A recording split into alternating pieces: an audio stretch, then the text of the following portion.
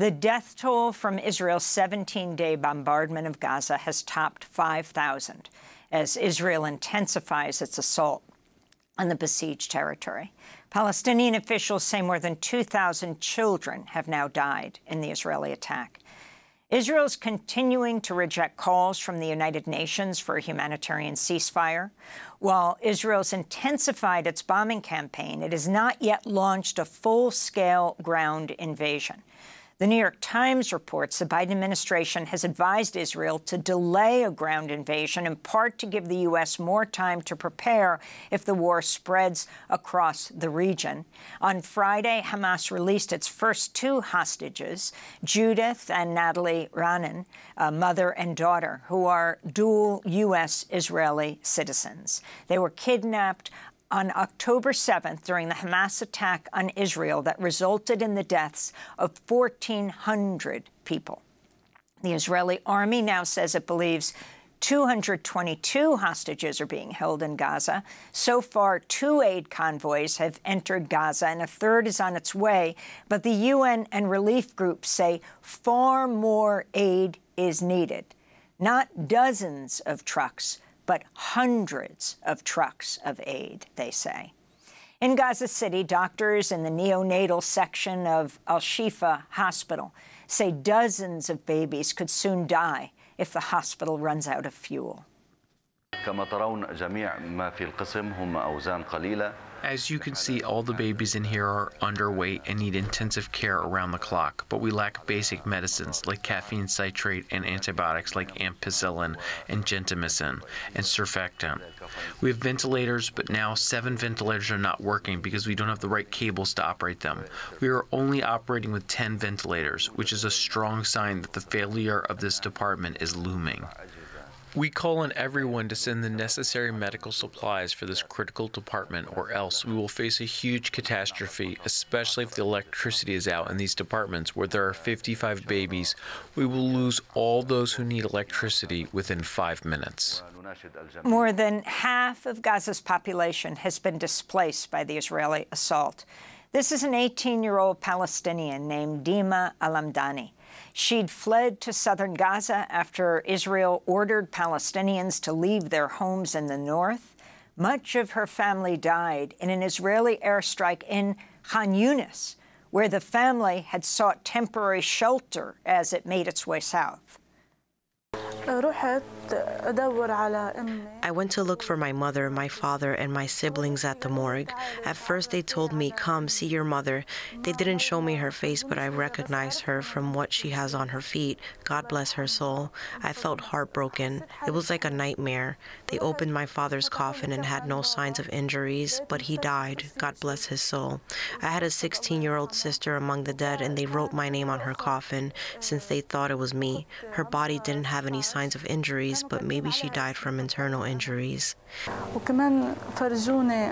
They also showed me my little sister. She's in 1st grade, and they asked me, "Who is she?"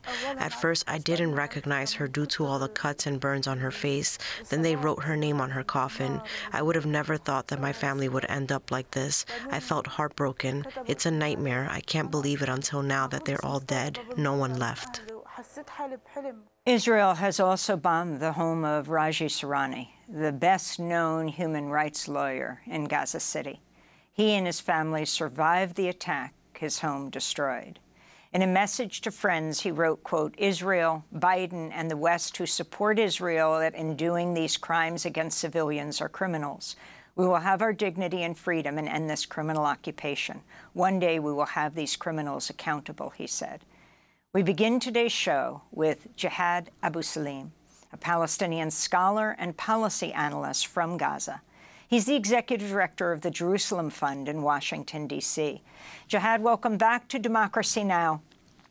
Can you lay out for us what you understand has taken place so far in Gaza, and the latest word about whether Israel is going to engage in a ground invasion, or when they will? This does not preclude what they've done until now, which is the intensification of airstrikes on Gaza, the death toll at 5,000 people in Gaza. It appears that Israel has one plan and one plan only, and that is revenge. But revenge is not a plan. Israel is destroying Gaza. Israel has destroyed most of the city of Gaza and many towns and villages across the Gaza Strip, homes to more than 1 million Palestinians who are now displaced. I think the important question now, the challenge ahead of us in the United States, in Europe, around the world, is to push for ceasefire. Ceasefire now is what is needed, because as we witness the continuation of killing, of the destruction of the Gaza Strip, as we witness the failure of world governments to hold Israel accountable and to put a stop to this carnage, to this bloodshed, we are devastated, Amy. Entire families are being erased, wiped out of the map and of the civil registry. So I think for us Palestinians in Gaza and beyond, and for every person of conscience around the world, the priority now should be ceasefire to protect civilian lives, to protect the dignity of people, and to prevent the situation from spinning out of control. It already did. And your response to the Israeli government and military saying they're going to de-Hamasify Gaza, that this was the worst killing of Jews, 1,400 Israelis killed, including other nationalities and religions on October 7th, and that if once they get rid of Hamas in Gaza, Gazans can live there. Well, they're not leaving a Gaza behind for Gazans, for Palestinians in Gaza to live there. They're practically destroying, carpet bombing the entire city and other towns and villages across the Gaza Strip. No one wants to see civilians hurt, regardless of who they are or where they come from or what their ethnicities or faiths or nationalities are. There is an important question that I think we need to grapple with as members of this world who care about people's lives and dignity. Is there going to be a military solution on the ground? And the answer is no. There isn't going to be a military solution. Whatever Israel is engaged in right now is pure revenge. It doesn't have any strategic value. And it doesn't have any direction. Israel is just bombing Gaza non-stop, killing as many civilians as it could, simply because it's being enabled by the international community. No one in the international community is asking the tough questions. Is there going to be a military solution? What will this look like? What will this mean for the region? The region is about to be engulfed in far more violence. So I think this is a moment where we need courage, we need boldness, and we need the ability to confront the realities that got us to this point, that got us to this terrible situation. As I'm talking to you, I'm thinking about my family too.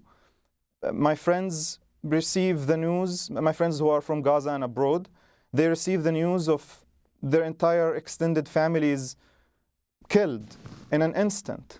There will not be a military solution for this.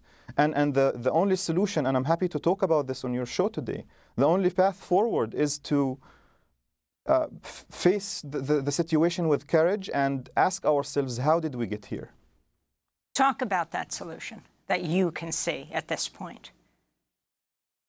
I think there has to be a reassessment of the entire approach towards the Palestine question and the Palestinian-Israeli conflict, as many in the West like to describe it.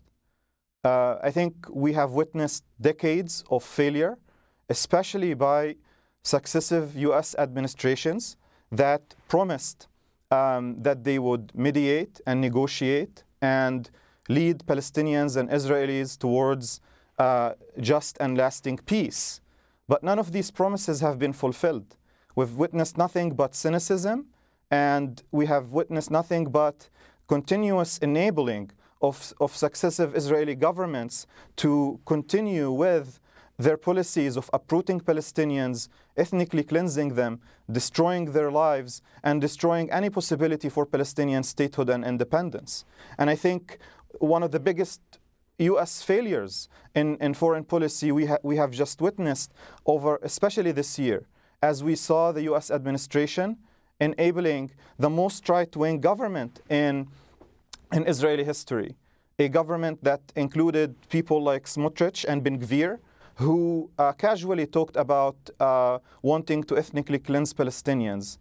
We heard statements by Israeli officials about the need for a second Nakba.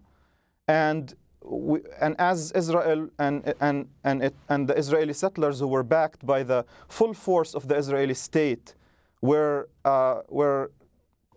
attacking Palestinian communities across the West Bank, burning homes, killing people, taking over land, the United States government has given this right-wing government in Israel a visa waiver program that excluded Palestinian Americans, especially those from Gaza, and was pushing for an Israeli-Saudi normalization in a way that empowered Netanyahu's vision that peace with the rest of the Arab world can be achieved through bypassing Palestinians and ignoring their just demands. So I think there has to be a complete reconfiguration of this approach, and there has to be, and tough questions need to be asked. Jihad, I wanted to get your comment on the Israeli military informing Palestinians in Gaza that they would be identified as a partner in a terrorist organization if they didn't follow forced displacement orders and move south. This message came in leaflets that were dropped from the sky by drones on Saturday after Israel ordered 1.1 million residents in the northern part of Gaza to move south. Of course, not clear if they could ever return. Can you talk about this? Let me tell you about my 88-year-old grandmother who lives in the southern part of the Gaza Strip. She's frail, she's old, and she's ill. She was sleeping in her bed when an Israeli bomb hit the neighborhood where she lives. And she was injured by shrapnel and glass. My cousin, who was taking care of her, had to carry her on his shoulders and run down the stairs, run across the neighborhood as the bombs were falling, carrying a frail 88-year-old grandmother who witnessed more than 8 or 9 wars so far since she was born. Her entire life has been defined by war, by bloodshed, by aggression, by losing loved ones. So I think this entire narrative about North versus South, safe versus unsafe, is nothing but a false narrative that I think we should resist, and we should not accept. Nowhere in Gaza is safe. Hundreds of people have been killed and lost their lives, regardless of where they reside. That's why we need a ceasefire now, and this is the demand by Palestinians from Gaza, whether they live in northern Gaza or southern Gaza.